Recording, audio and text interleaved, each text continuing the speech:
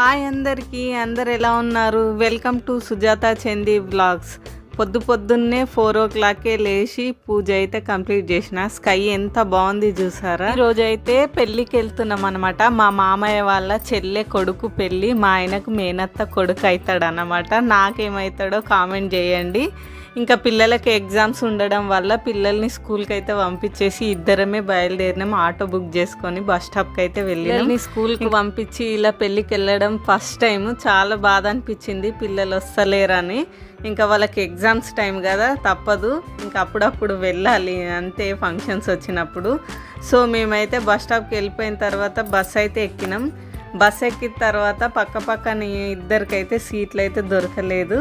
So ఇంకా video అయితే తీయలేదు. మేము వెళ్ళేసరికి పెళ్ళి అయితే స్టార్ట్ అయిన తర్వాత ఒక ముసలాం ఇంకా చాలా ఫన్నీగా మాట్లాడుతుంది. బాగా అనిపించింది ఆమె మాటలు. ఇక్కడ కనిపిస్తుంది కదా ఈమెనే.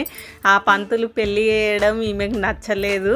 ఒకటి తర్వాత ఒకటి చేస్తుండు, సరిగా చేస్తలేడని చెప్తా ఉంది. నాకు వీడియో తీయాలనిపించింది ఆ అమ్మని. ఆమె మాట్లాడుతుంటే చాలా మంచిగా అనిపించింది. సో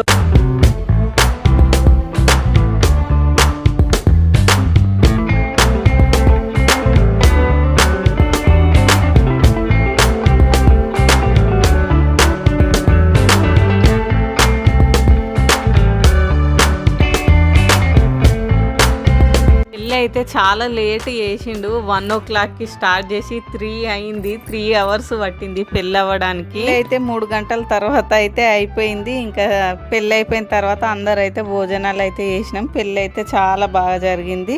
ఇంకా అందరు భోజనాలు చేసిన తర్వాత ఫొటోస్ అయితే దిగినాం. వీడియో తీస్తుంటే మా ఆయన అయితే వీడియో ఎందుకు అని అంటున్నాడు. మా అత్తమ్మ తీయని అంటుంది. వెనకాల మా చిన్న మామ నవ్వుతుండు. మా మామయ్య రాలేడు, జ్వరం వచ్చింది. ఈమె మా ఆయన వాళ్ళ మేనత్త. ఇక్కడ ఫోటో అయితే దిగినాం. వాళ్ళ కాన్స్టిట్యున్సీ ఎమ్మెల్యేనంట. వెంకటరమణారెడ్డి గారు అయితే పెళ్ళికి అయితే వచ్చి భోజనాలు అయితే చేసి వెళ్ళిండు. ఇంకా అక్కడ నుండి మేము ఇంటికి రిటర్న్ అయితే అయిపోయినాం. వచ్చే దారిలో యాక్సిడెంట్ జరిగినట్టుంది.